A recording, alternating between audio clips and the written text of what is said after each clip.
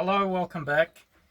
About a month ago, I made a video about the housing market on how much it costs. Basically, I said that the housing market was 3 times as much as it was before, and your wages don't even go to double as much.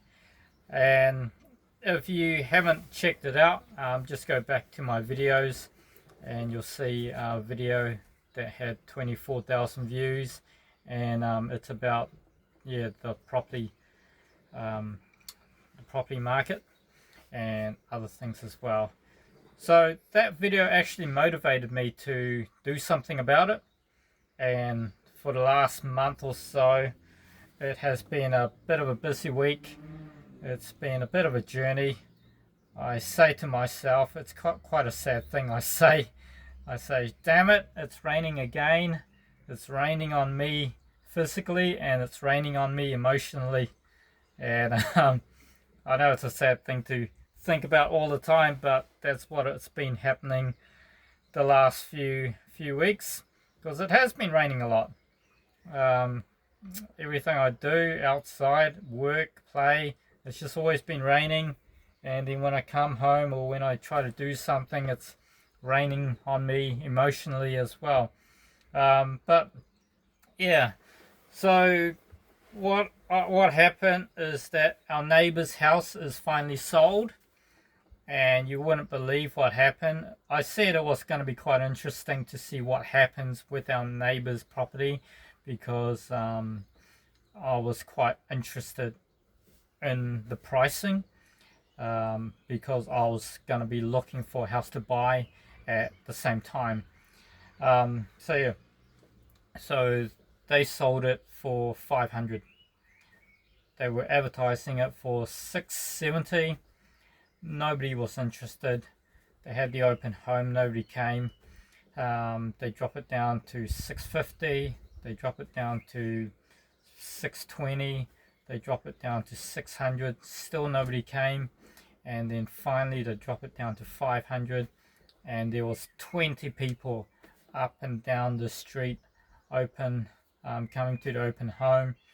Within hours of the open home they got an offer, and now it's sold. It's unconditional. So the people have spoken. If it's too much of a price, people just aren't interested. If you put it down, people are interested. And so that's all over. Now with me, I have officially bought a house as well. I have bought a house, and we bought it for 405. It was advertised at 435. It's a 3-bedroom house. It's weatherboard, just a normal standard house. It's nothing too fancy about it.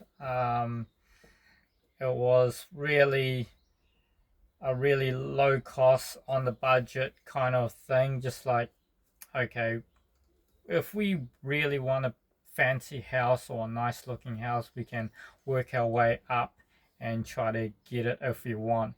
But at the end of the day, it's a house. It's going to be nice and warm. It's going to have lots of room. It's going to be better than sleeping in a caravan, even though I love this caravan. I love sleeping here. And it's going to be away from my parents, have a break from my parents. The kids won't have to sleep in a garage anymore. They will have their own separate rooms. They don't need to, share the room with each other.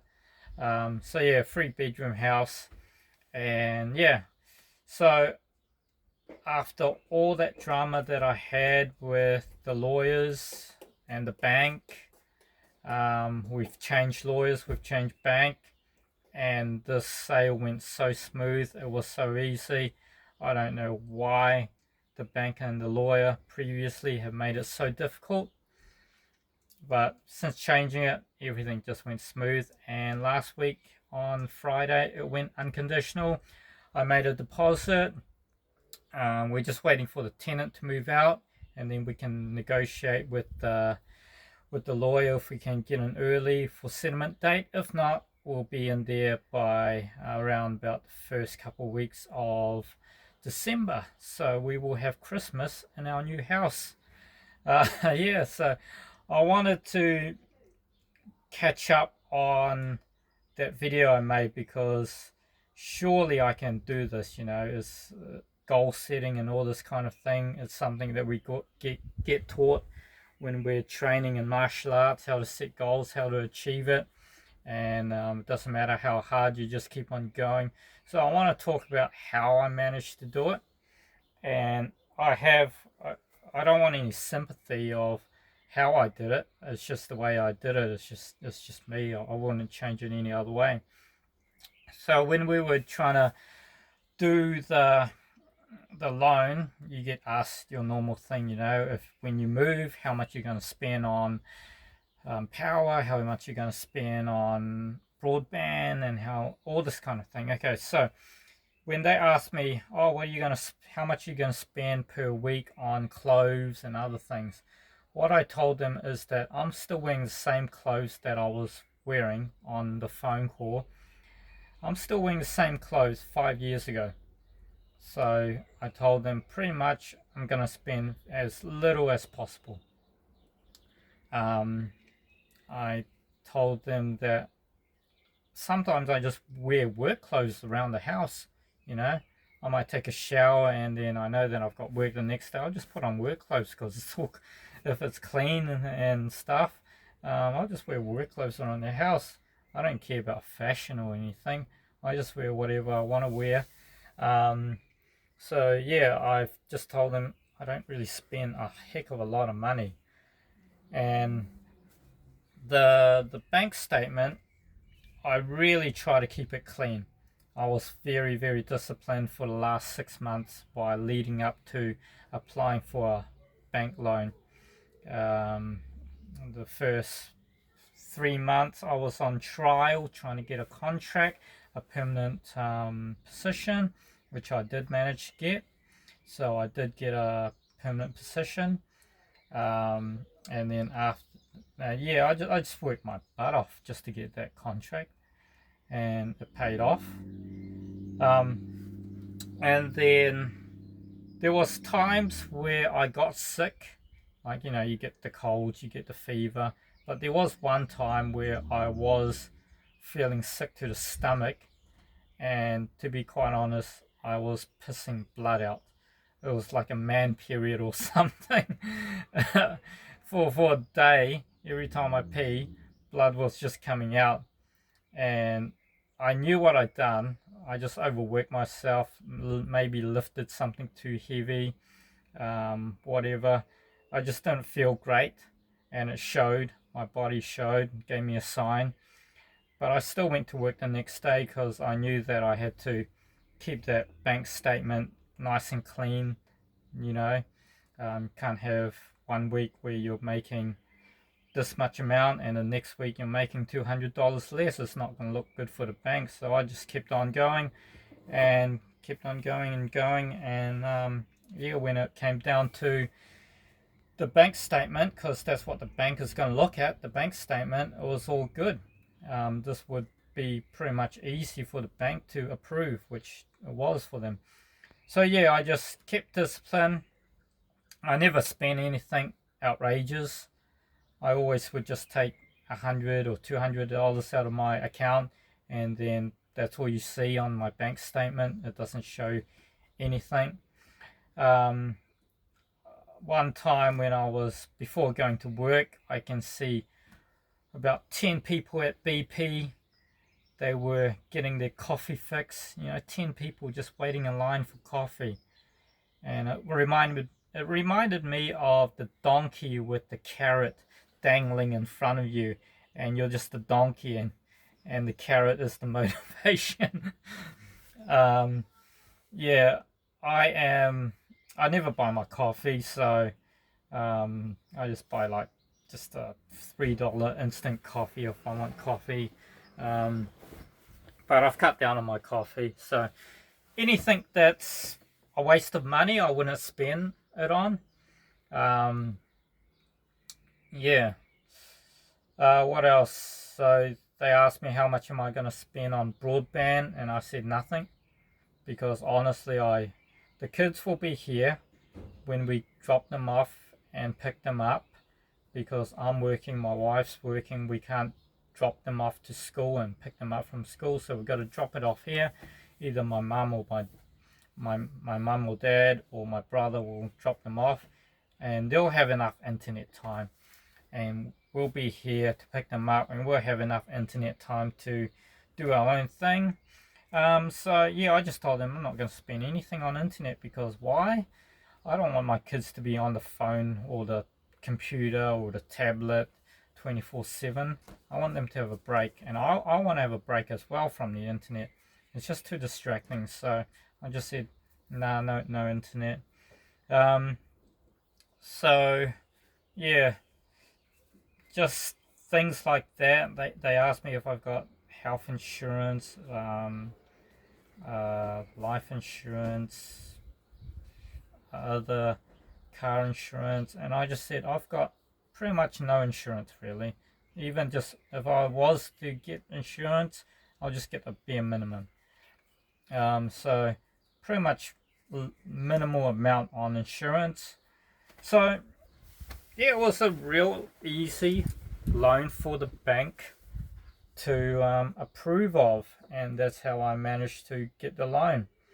Now the deposit, when we came back, we sold our house in Thailand, so we had a chunk of deposit still left over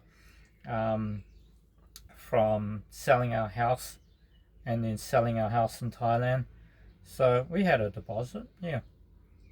So we put down a 51% deposit on this house, which makes the repayment, the weekly repayment, has worked out to be $240 per week.